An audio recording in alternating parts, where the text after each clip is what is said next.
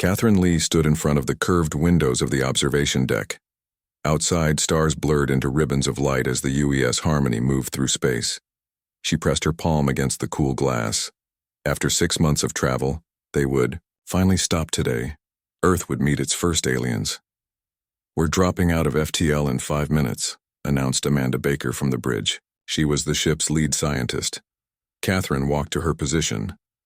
"Any changes to protocol?" Catherine asked. "No, Ambassador. Everything is ready." Catherine nodded. She wore a simple gray suit with Earth's diplomatic symbol on the collar. It looked formal enough without appearing military. That was the point. First impressions mattered. Robert Chen joined them. He spoke 12 Earth languages and knew the cultures behind them. Today, he would help translate for alien minds. "Everyone on the crew has reviewed their instructions," Robert said. "No gestures that might seem threatening, no loud voices, and most importantly, hands visible at all times." The ship shuddered softly. Space around them returned to normal. Stars became steady points of light again.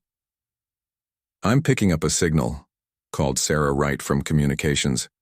It's repeating. They've been expecting us." Catherine felt her heart race. This was it. After centuries of wondering if Earth was alone, the answer was arriving. She walked to the communication console. "Put it through," she said. Static crackled, then cleared. A message played in calm, artificial tones. "Welcome, travelers from Sol 3. The Galactic Council acknowledges your first contact protocols. Please prepare for coordinates to Central Station Olympus." The crew exchanged glances. The aliens already knew Earth's location. They knew humans called their world Sol 3. The third planet from the sun. They were ready. "Send our response," Catherine ordered. "Humanity greets the Galactic Council. We come in peace." The words felt strange on her tongue. They were the words from old movies, from humanity's dreams of meeting aliens. But this was real. "We have coordinates," Sarah reported. "Central Station. Olympus, it's huge. The energy readings are beyond anything I've seen." Amanda pulled up star charts. A marker appeared showing their destination. Catherine studied it. Central Station Olympus orbited a neutron star deep in the galactic core. The radiation alone should kill any ship that got close. Yet the aliens built a station there. "How long to reach it?" Catherine asked. 5 days at max FTL speed," Amanda calculated. "Set course, but keep our speed below maximum. We don't want to appear rushed." As the Harmony turned toward its destination, Catherine wondered about the Council. How many species belonged to it? How old was it? Did Earth's technology even compare? Over the next 5 days, the crew prepared. They packed formal gifts of Earth culture, recordings of symphonies, digital versions of great artworks, samples of various human languages speaking words of peace. They also reviewed every possible scenario for the meeting. "Remember," Catherine told her team, "we represent all of humanity, not just our nation, not just our continent, every person on Earth." The enormity of that responsibility settled on her shoulders. She was humanity's first voice among the stars. On the morning of their arrival, the crew gathered in the main hall. Catherine addressed them. "We don't know what we'll find today, but we go as explorers, as ambassadors of a young species eager to join the galactic community. Stay calm, stay professional, and remember our training." As they approached Central Station Olympus, its scale became clear through the viewports. It wasn't just a station. It was a city in space, larger than Earth's moon. Spires of crystal and metal stretched into the void.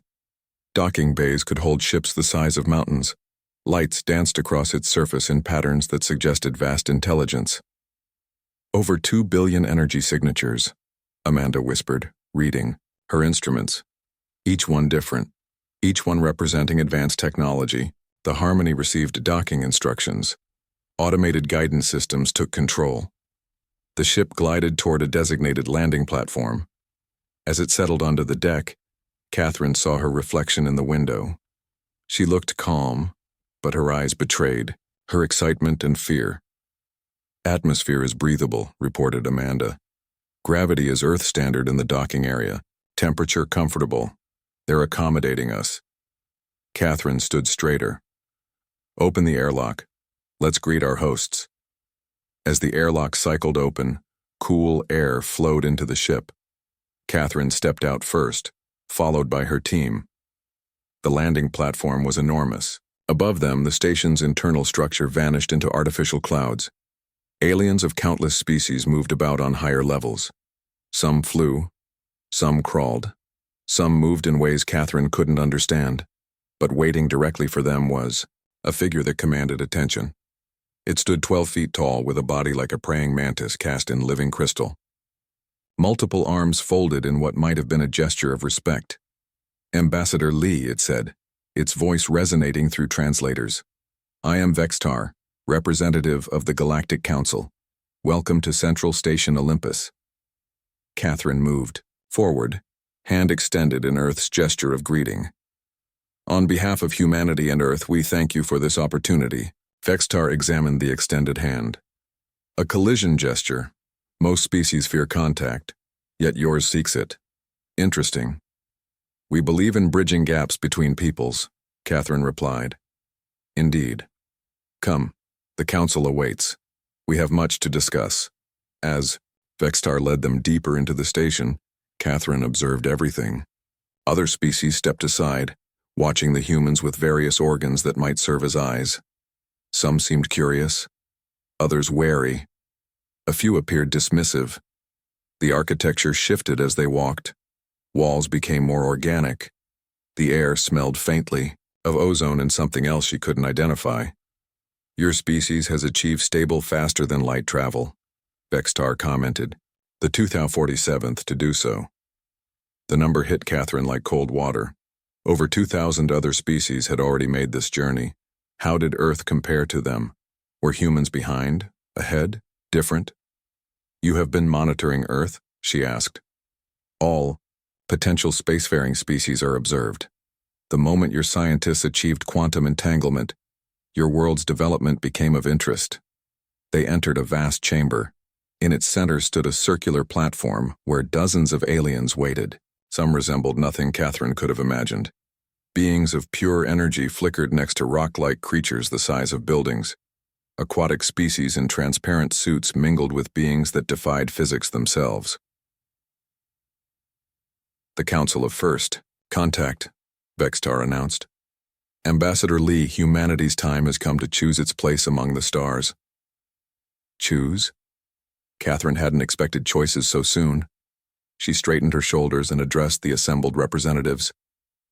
We stand, ready to learn, she said, to grow, to contribute to the galactic community. Then let us begin, Vextar replied. The terms by which all species join the Galactic Council.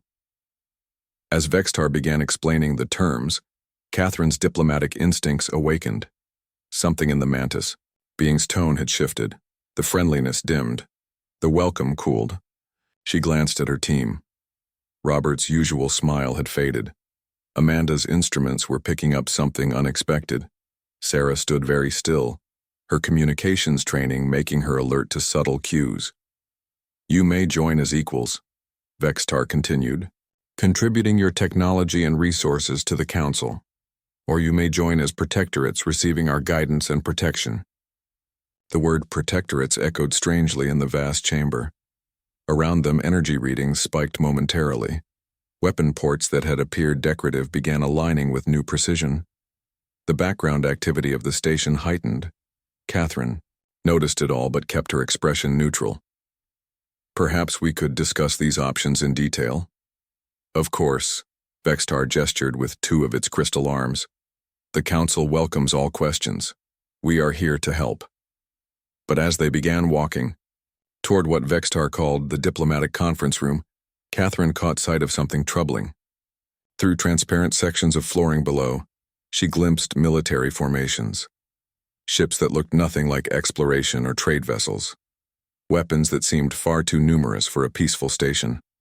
Her training took over. Her smile remained pleasant.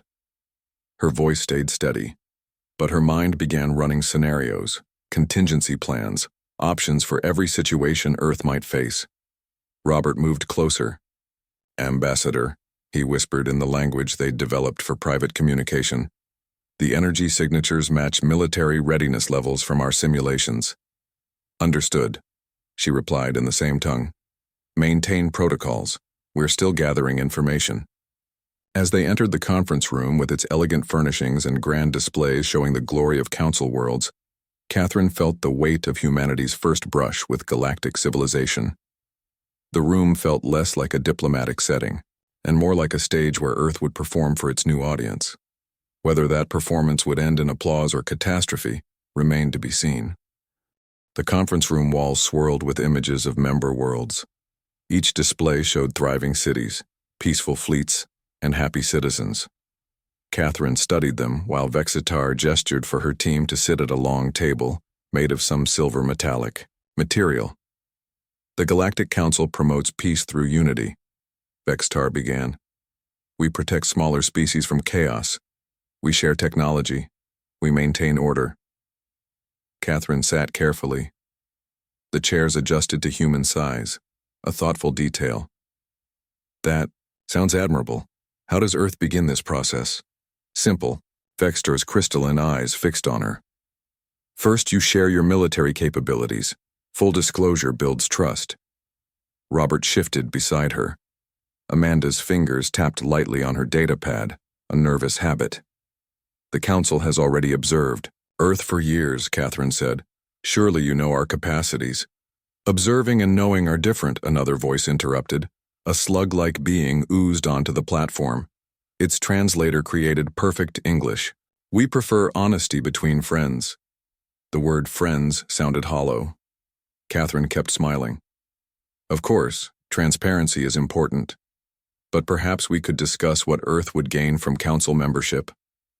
"Protection," Vexitar answered immediately. "Knowledge, trade routes, defense platforms orbiting your world." "Defense platforms?" Catherine asked. "To protect Earth from threats." Sarah caught Catherine's eye. Her subtle headshake meant her instruments detected massive energy signatures activating, not from their ship, from the station itself. "What threats?" Catherine pressed.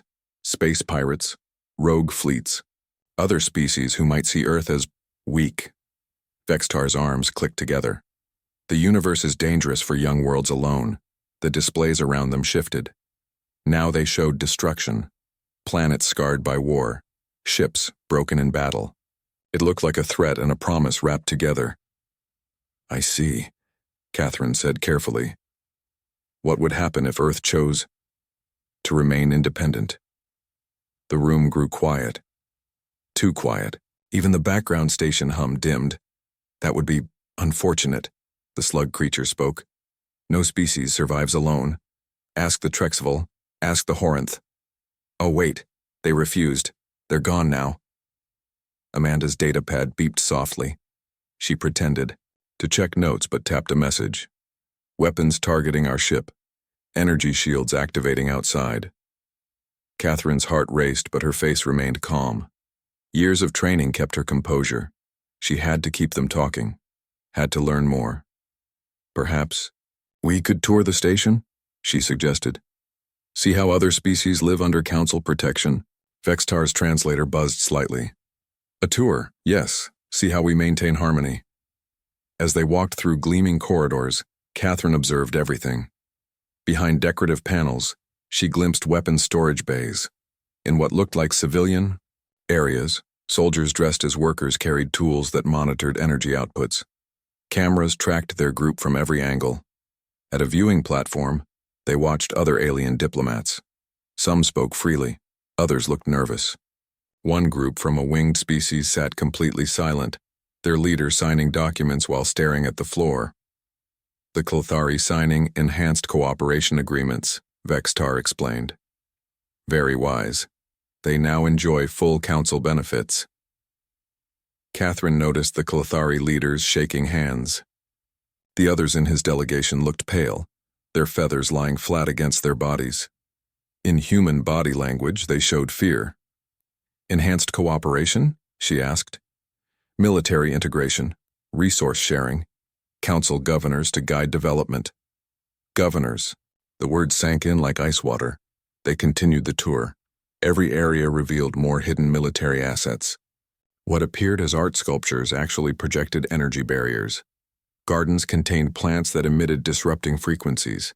Even the dining hall had emergency lockdown features.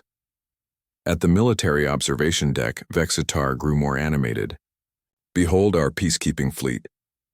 Through massive windows, Catherine saw hundreds of warships. They dwarfed anything Earth had built. Sleek predators designed for one purpose: overwhelming force. Impressive, she managed. Indeed. No council world has suffered attack in centuries, because attackers know the price. A chime sounded through the station. Vextar tilted his head, listening to something.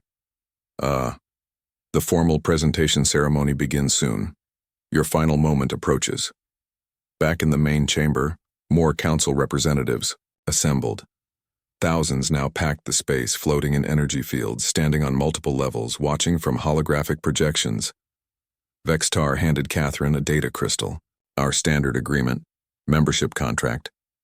She took it, feeling its weight. May I review this with my team? Certainly. Take 5 minutes. They huddled together.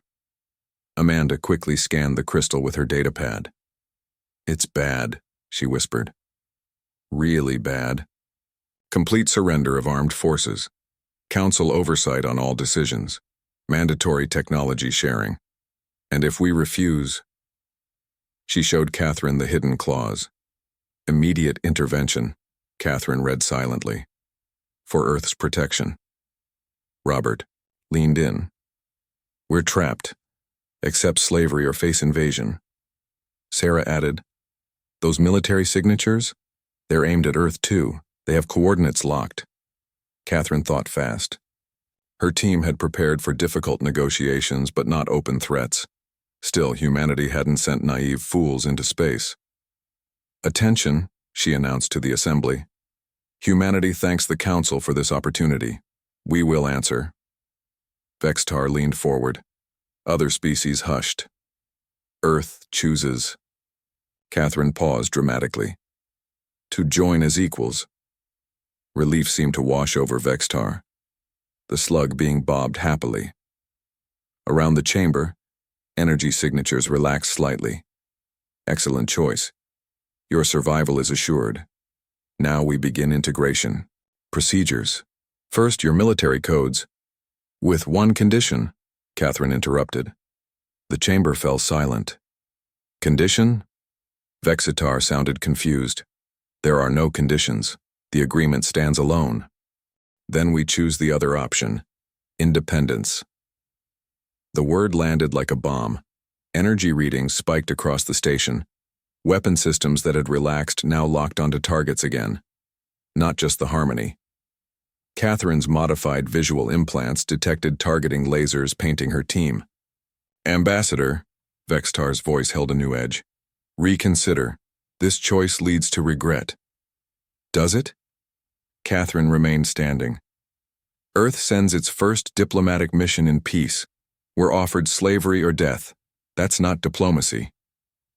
It's reality, the slug being said. Submit or be crushed. Around them, other alien delegations shifted nervously. Some moved away, others recorded everything. Thank you for clarifying, Catherine said. We'll inform Earth of these terms.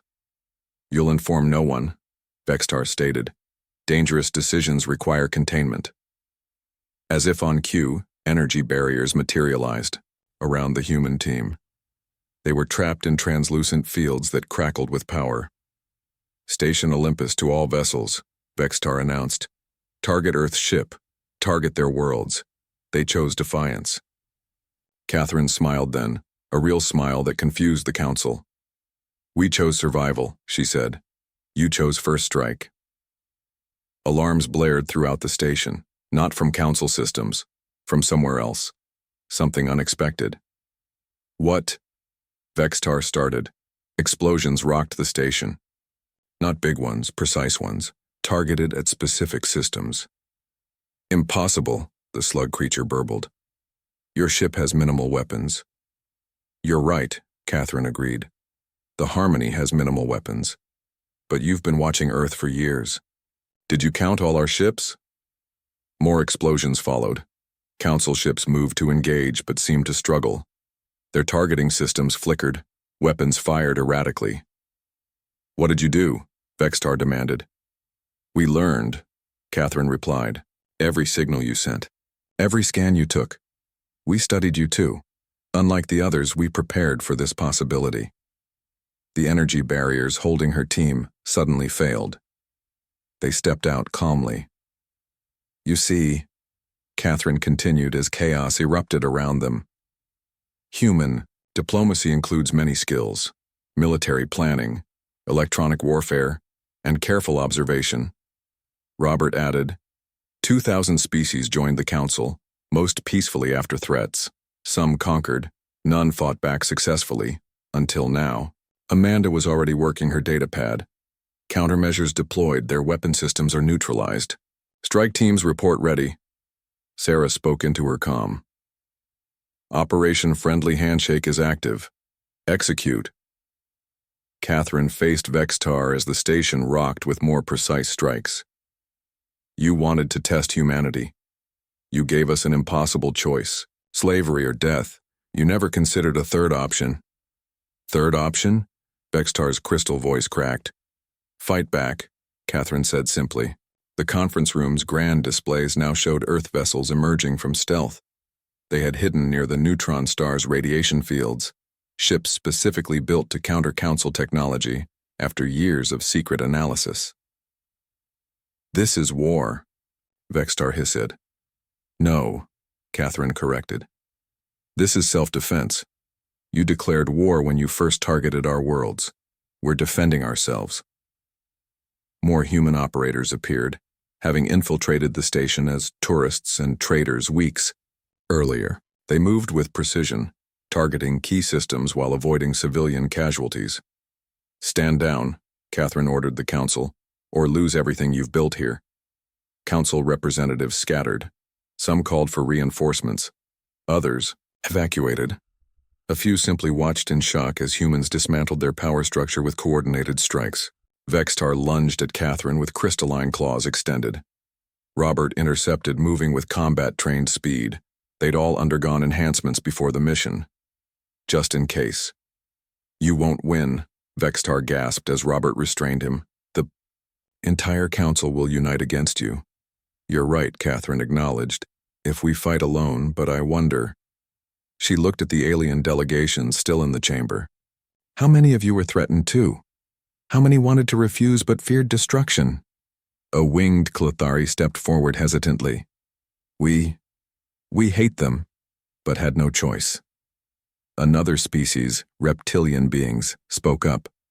The council murdered our fleets, broke our resistance. More voices joined. Stories of conquest, forced submission, hidden rebellions crushed. Catherine nodded. Together we change that. Humanity offers true alliance, voluntary, respectful, no slavery. The station continued rocking as human operations seized control points. They weren't destroying. They were capturing, taking over. The council taught us well, Catherine told Vextar. They showed us how to use overwhelming force for peace. We learned the lesson. A message came through Sarah's comm. Earth fleet reports ready. Luna bases active. Colony defenses online. And, Catherine added, Earth is ready too. You prepared this scenario for us. Attack swiftly. Overwhelm quickly. We followed your playbook. As council reinforcements arrived, they found human countermeasures waiting. Ships that had studied, council signatures for decades. Technology designed specifically to defeat council weapons. The battle wasn't long. When facing unexpected resistance, the council's first strike doctrine faltered. Their weapons failed against shields designed to counter them. Their tactics failed against opponents who understood their patterns. Within hours, Central Station Olympus flew new colors. Not Earth's flag. A composite banner mixing symbols from all the species now demanding freedom from council tyranny. Catherine stood before a reorganizing assembly. The council ruled through fear and force. That ends today. In its place, we propose a true alliance, one where each species chooses its path. Vextar, still restrained and surrounded by former council subjects, spoke bitterly. You came preaching peace but brought war. Catherine looked at him with something like pity. We came hoping for peace. You forced us to bring war. We prefer diplomacy, but we're prepared for anything. Space filled with celebrating ships as news spread. The Invincible Council had fallen to humanity's first diplomatic mission. Other species began transmitting requests for alliance. Not submission, partnership. Robert checked the station's systems. Control secured, primary threat neutralized. And Earth? Catherine asked. Never fired a shot in defense. The Council fleet never reached our worlds. Sarah completed diplomatic protocols. Species approaching for talks. Real talks, not threats. Amanda compiled data. Council command structure dismantled. Member worlds requesting independence votes. Catherine watched species that had seemed powerful now standing defenseless. The Council's crystal cities crumbled not from weapons but from loss of fear. Their entire empire built on the threat of force. We keep our promise, she declared to all listening. Humanity offers protection for those who want it, freedom for all who choose it, and friendship to any who extend their hand honestly. As in, humanity's first diplomatic mission transformed from representatives into liberators. One fact became clear. The Galactic Council had attacked first. They chose to make humanity's diplomats into weapons. They discovered too late that humans make very good weapons indeed. Alarms screamed through Central Station Olympus. Red warning lights painted the conference chamber in blood-colored shadows. The entire station shuddered as hidden weapon systems activated, targeting the UES Harmony. Emergency override, shouted a voice from Council Command. All defensive platforms fire on Earth vessel. Eliminate human military capability. Over Earth's lunar colonies, Council ships dropped from FTL space. They appeared as silver hornets, each the size of a skyscraper. Their weapon ports glowed with gathering energy. The moonbase's automatic defenses powered up, but against Council technology they seemed like toys facing dragons. Back on Olympus, Catherine Lee watched through the conference room's displays as the attack unfolded. Council ships unleashed massive plasma beams at the Harmony. The first blast hit squarely. Council representatives murmured approval. Vextar's crystal body clicked with satisfaction despite his restraints. Witness your failure, human, he hissed. Your ship burns, your worlds will fall. But smoke cleared around the Harmony to reveal something impossible. The ship floated untouched. Its hull shimmered with rainbow patterns where energy should have melted metal. Impossible, the slug-like being gurgled. Direct hit. Full power. Your ship should be vapor. Catherine's team exchanged knowing glances. Amanda Baker smiled at Vextar. You studied us for years.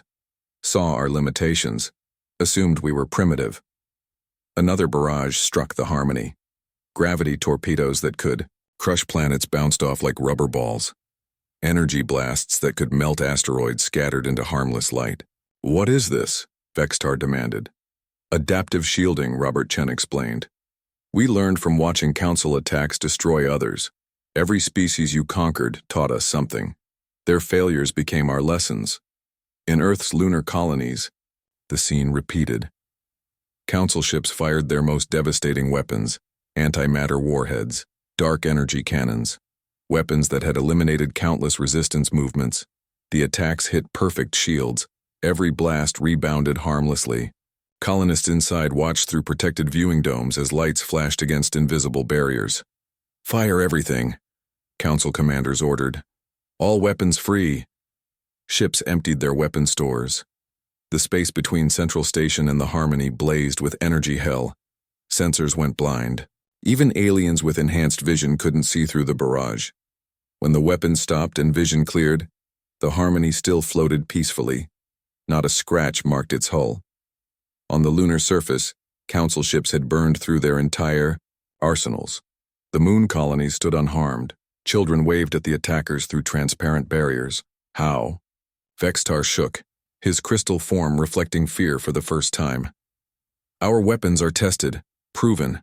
They destroyed the mighty Zarkon Empire. They broke the Hive Mind Collective. They weren't ready, Catherine said. We had advance warning. Sarah, Wright pressed buttons on her comm. All teams. Council has fired first.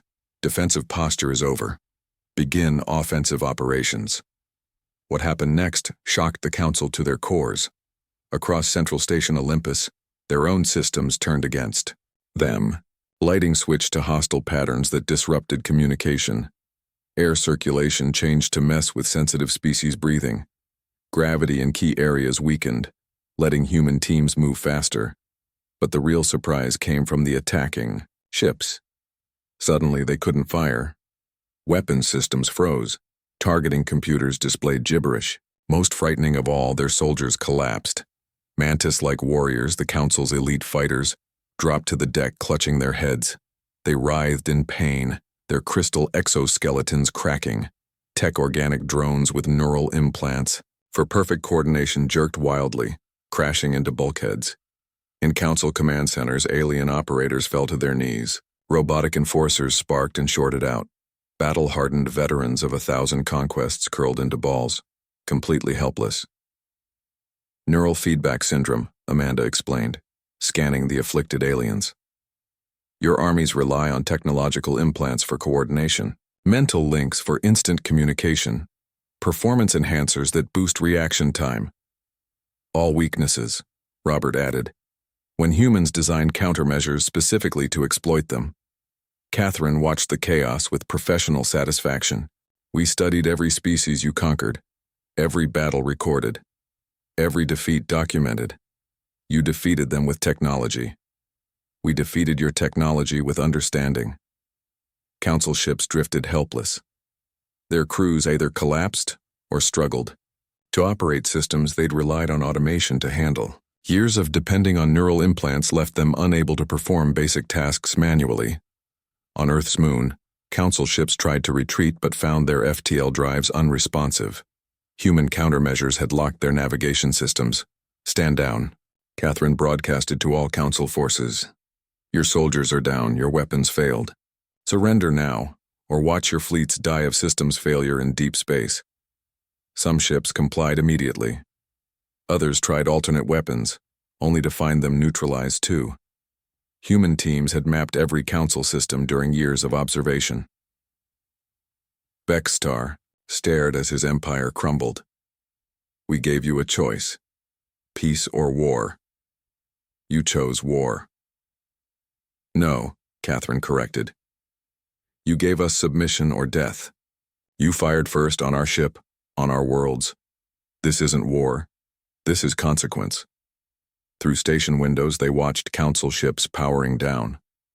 White flags, a symbol humanity had shared with their observers years ago, appeared on dozens of vessels. Secondary teams, Phase 3, Sarah ordered. Her calm voice contrasted with the chaos around them. Human operators appeared throughout the station.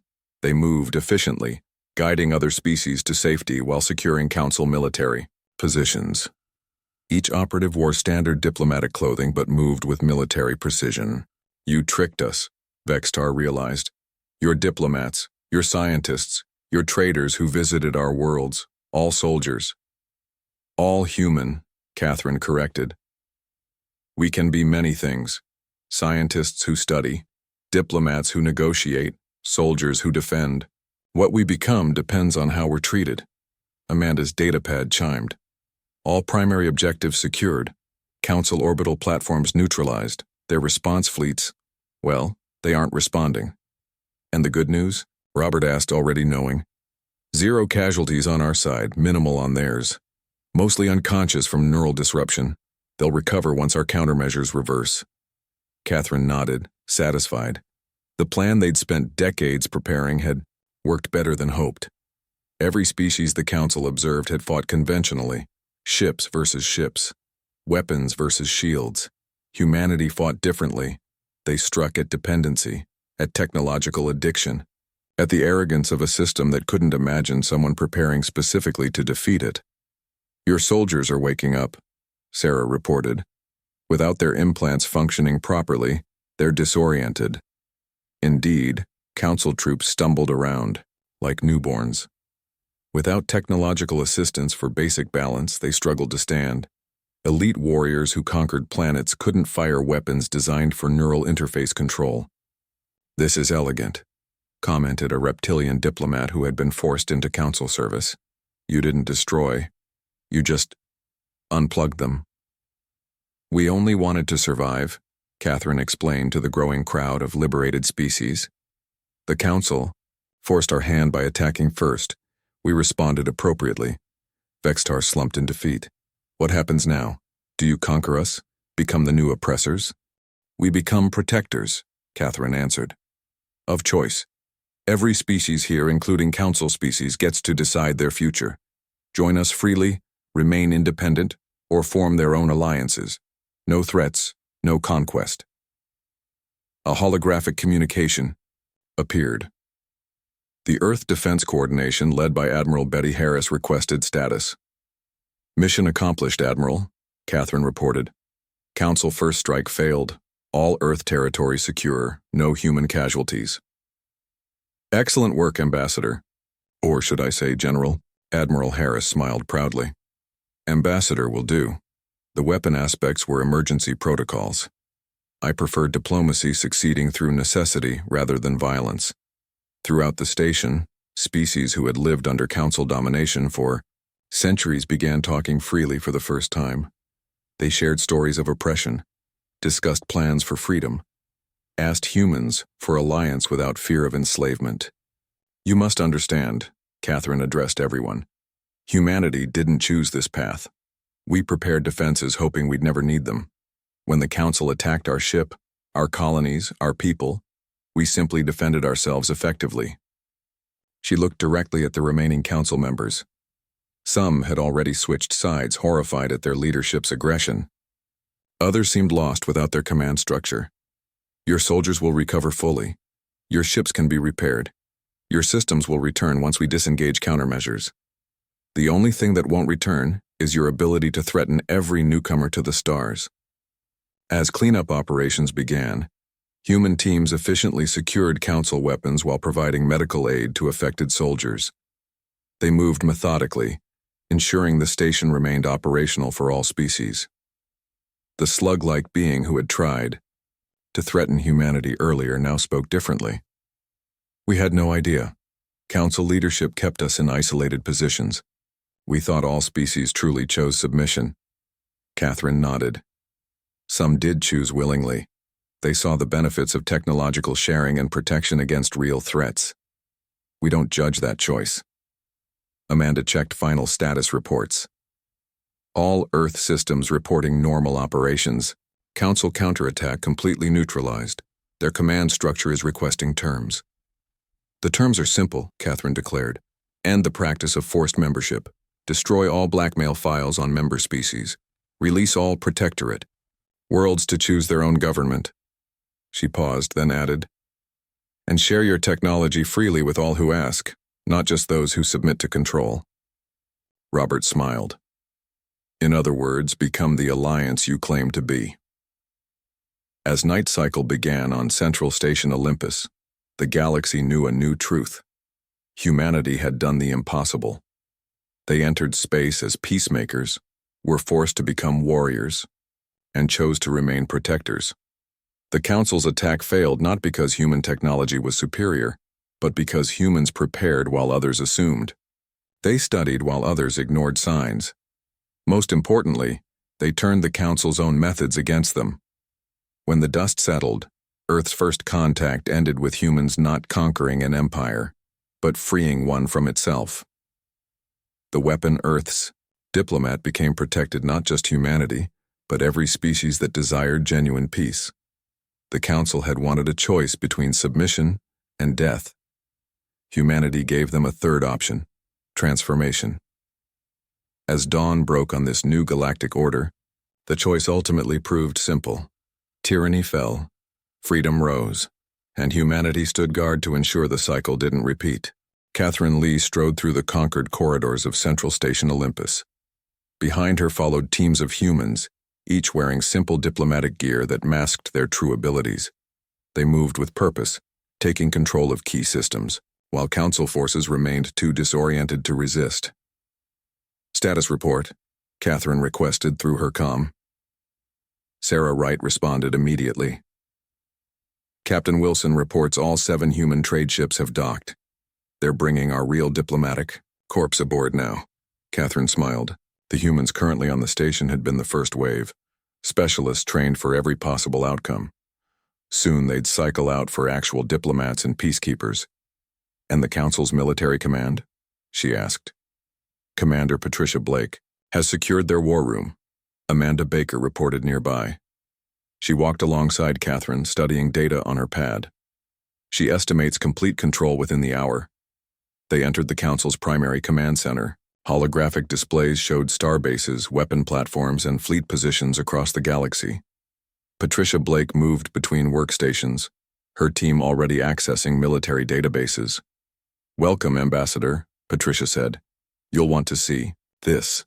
She gestured to the main display.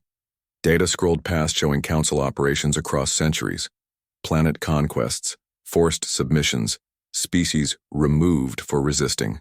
They kept detailed records, Patricia explained. Every species they absorbed or destroyed, including strategies that failed against them.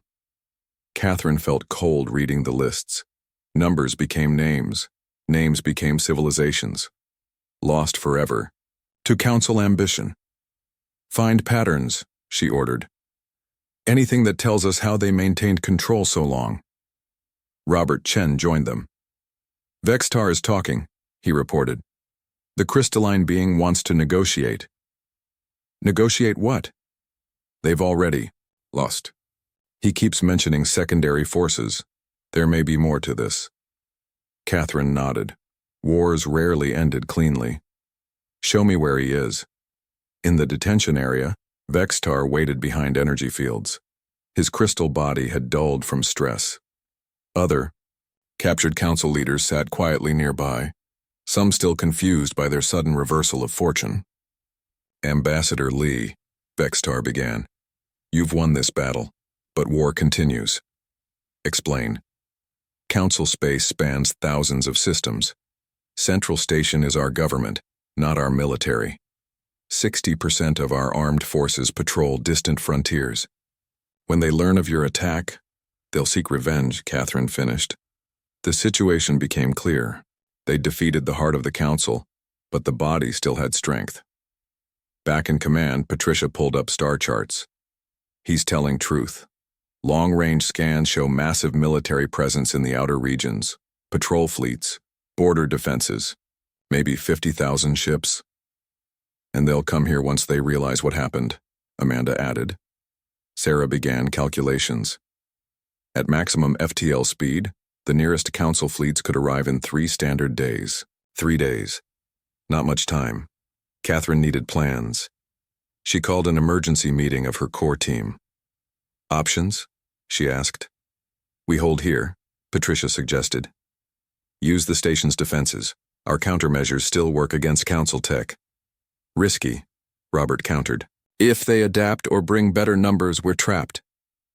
"We could withdraw," Amanda offered reluctantly.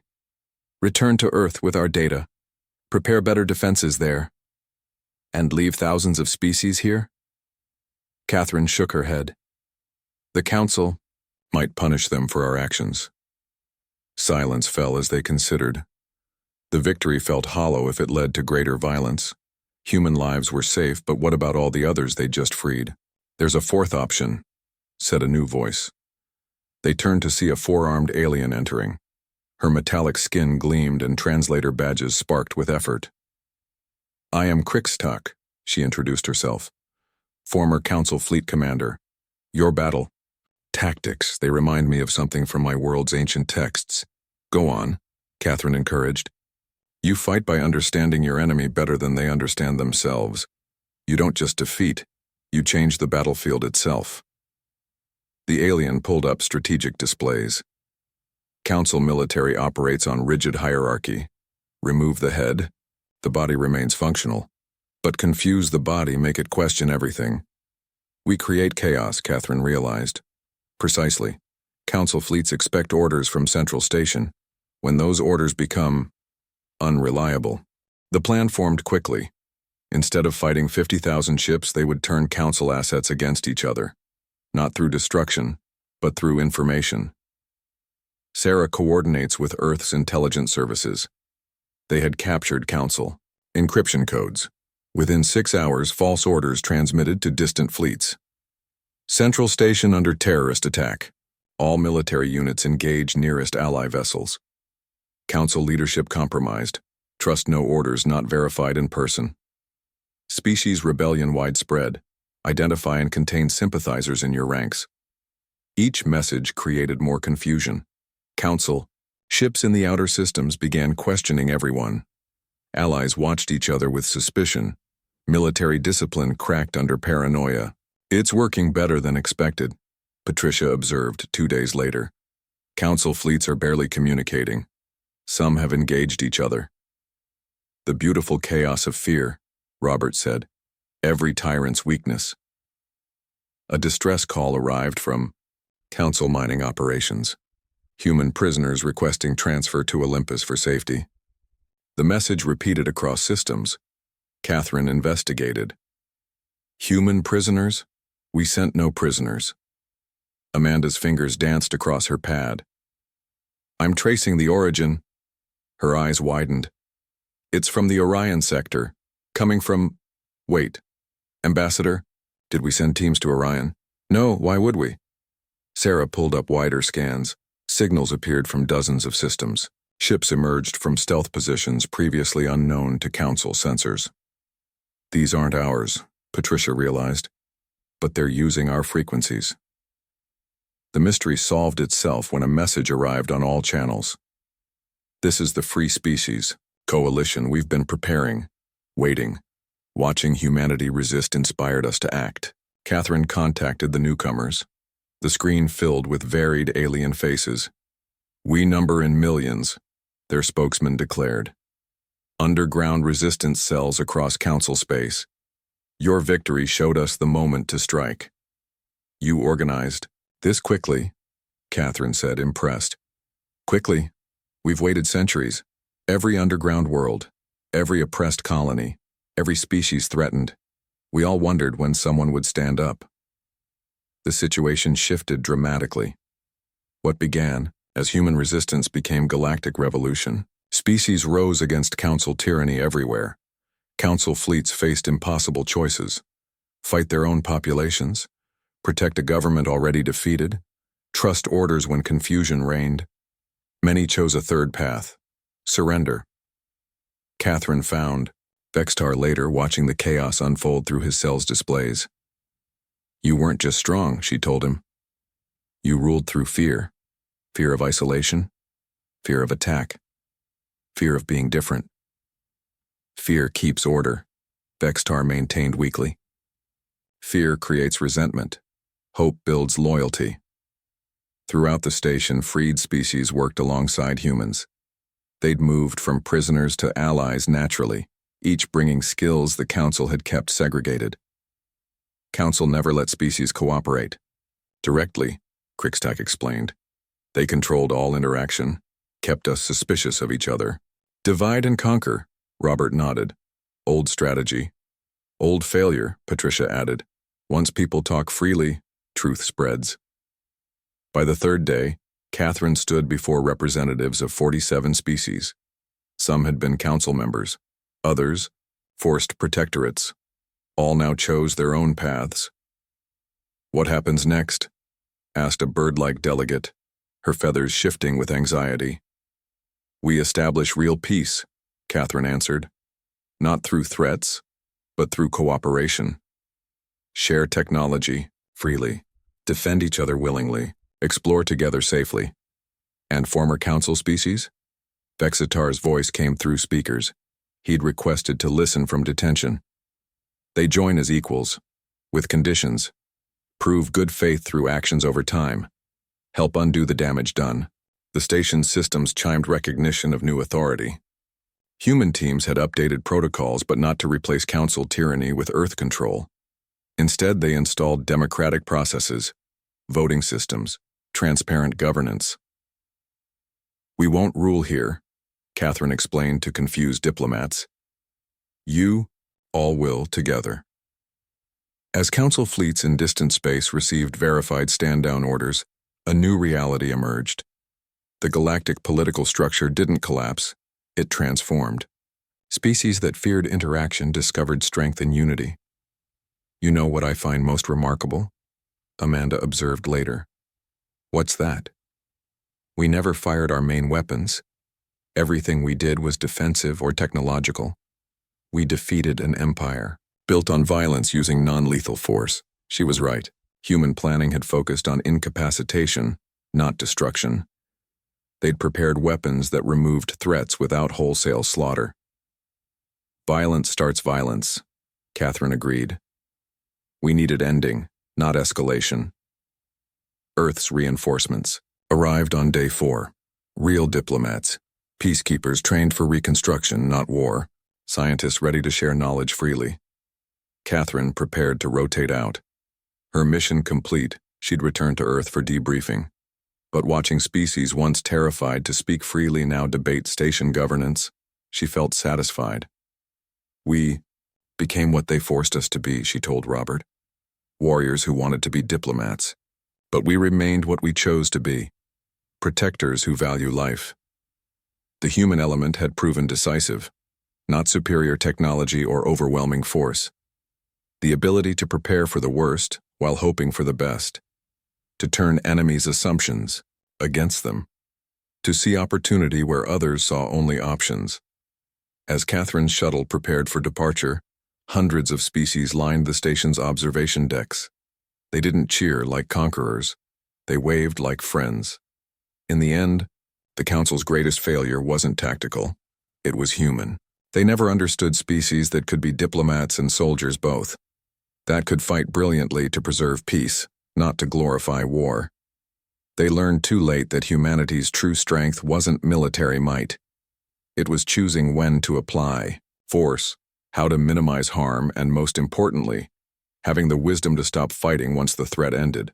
The galaxy would rebuild, not under new masters, but as a community of equals. All because Earth's diplomats knew when to become weapons, and when to become healers instead. 3 months after humanity's first contact, Catherine Lee stood before the newly reformed Galactic Assembly.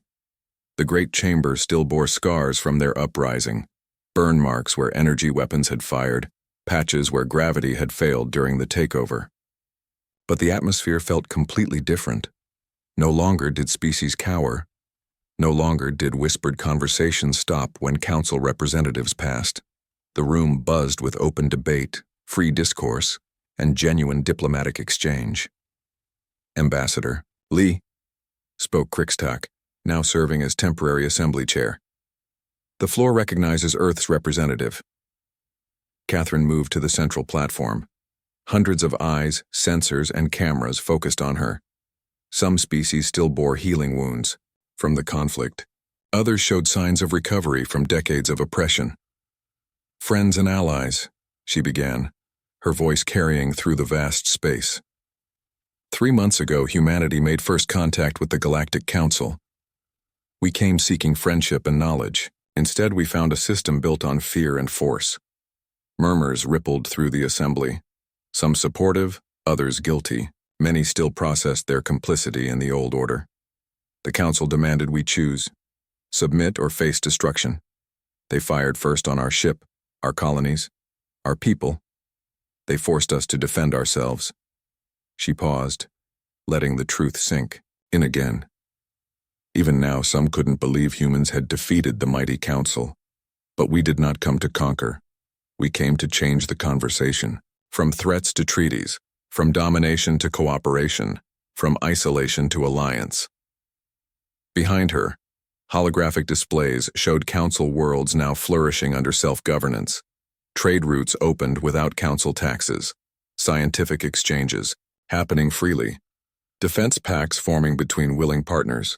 Today, humanity offers our diplomatic protection protocols to any species seeking safety. Not forced membership. Not technological servitude. but genuine alliance against real threats. The protocols appeared on screens throughout the chamber. Simple terms, clear limitations, voluntary participation. No species would be forced to join humanity's protection network. We also share our defense technologies freely, Catherine continued. The countermeasures that defeated Council weapons, the shielding that protected our worlds, all available to any who ask. A tentacle-covered being raised appendages for attention. What about Council species themselves? Many still fear human revenge. Catherine looked directly at the Vextar's location. The crystalline being had been released weeks ago, serving as a living reminder of the old order. Former Council species are welcome too. You were part of a system, not necessarily its architects. Help rebuild. Prove through actions, not words, your commitment to the new way. Vextar stirred, his crystal arms clicking nervously. And those who commanded? Who enforced? Face the communities you harmed. Make restitution where possible.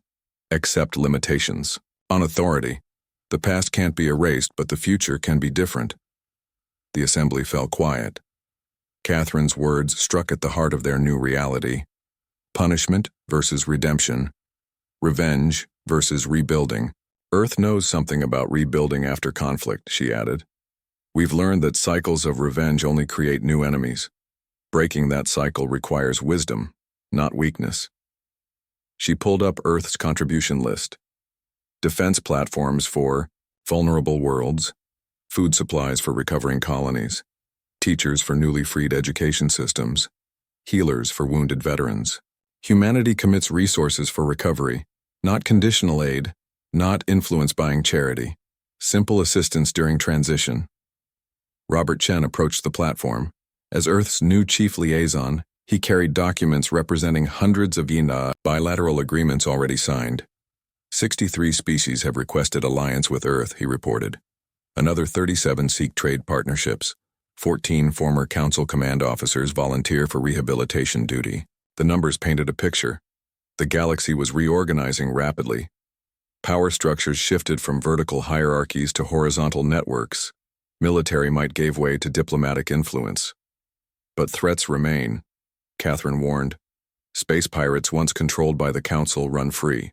Rogue elements reject peaceful integration. External dangers from beyond our galaxy still lurk. Patricia Blake entered, her military bearing unchanged. Earth Defense Coordination reports ready. Joint training exercises with allied fleets begin next week. We teach countermeasures. Learn from allies' unique capabilities. The security framework humanity proposed was revolutionary. No central military command. No single force controlling all. Instead, a mutual defense network where each species contributed strengths while maintaining sovereignty. Think of it as neighbors watching out for each other, Catherine explained. Not a police force dictating behavior, but friends ensuring no bully dominates the neighborhood again. Amanda Baker presented scientific exchange programs. Knowledge flows freely now. No Council filters. No forbidden research, just collaborative discovery. She showed breakthroughs already achieved. Crixtac metallurgy merged with human nanofabrics, creating better armor. Aquatic species fluid dynamics improving. Earth's ship designs. Gaseous beings energy manipulation advancing power generation. Innovation multiplies when minds meet freely, Amanda noted. Sarah Wright handled communications. Council information networks are transitioning. No more propaganda, no more censorship, just open channels for all species to connect. She demonstrated the new galactic internet, free access, encrypted privacy, democratic governance of shared resources, a digital infrastructure for an evolving civilization. As the assembly session progressed, the full scope of humanity's approach became clear. They hadn't defeated the Council to replace it. They dismantled tyranny to enable freedom. Some ask why we didn't become rulers after such victory. Catherine addressed the unspoken question. Human history teaches us. Power concentrated corrupts. The Council began with noble goals, ended as oppressors. She lifted her hands in a gesture borrowed from multiple species present. We prefer being builders to being rulers. partners to being paragons, allies to being authorities. Voting commenced on humanity's proposals. Each protocol passed overwhelmingly. Even former council worlds accepted terms, recognizing humanity offered fairness, not submission. As delegates filed out for regional discussions, a young being approached Catherine. Its form shifted between solid and energy states, a new species making first contact since the transition. Your kind defeated mighty empire without hate, it observed. Fought brilliantly but forgave quickly, built peace from war's ashes. We had good teachers, Catherine replied. Every species that suffered taught us what not to become. In the weeks following, galactic reality solidified. The Council's war machine dismantled itself through mutual consent. Member species chose their paths without coercion. Former enemies found common ground through shared interests. Earth opened embassies on 300 worlds, not conquerors' outposts. Simple meeting places for cultural exchange and mutual assistance. Human diplomats served as bridges, not bosses. Military reorganization proved most complex. Council fleets divided among member species. Weapons technology shared to prevent arms imbalances. Joint training exercises became commonplace. You created what we thought impossible, Vextar admitted during one session. He now advised on dismantling remaining council control systems. Order without oppression. Defense without domination. Nothing's impossible, Catherine replied. Just requires choosing the hard path of trust over the easy path of control. Economic systems evolved rapidly. Free trade replaced council monopolies. Innovation flourished without artificial scarcity. Species discovered mutual benefit and cooperation. Within 6 months, Central Station Olympus transformed. Gone were defensive barricades. In their place, cultural centers, educational facilities, medical clinics, trading posts. The fortress became a forum. At the first anniversary of First Contact, Catherine prepared to rotate home. Earth maintained presence throughout the galaxy, but leadership passed to diverse species working together. You really leave? Crixtak asked, surprised. Most conquerors install permanent government. We're not conquerors. Earth contributed to change. Now others continue building. The final assembly session in her role brought tears to many optical sensors, speeches praising human wisdom, gifts representing eternal gratitude, promises to uphold the new peace. Catherine's last words to the assembly drew from Earth wisdom. We came as strangers, fought as defenders, leave as friends. The best protection we can offer your future is empowering you to shape it yourselves. As she departed Olympus Station, Catherine looked back at the massive structure. Its purpose evolved from control center to collaboration hub. The galaxy's future looked bright not despite their conflict, but because of how they chose to end it.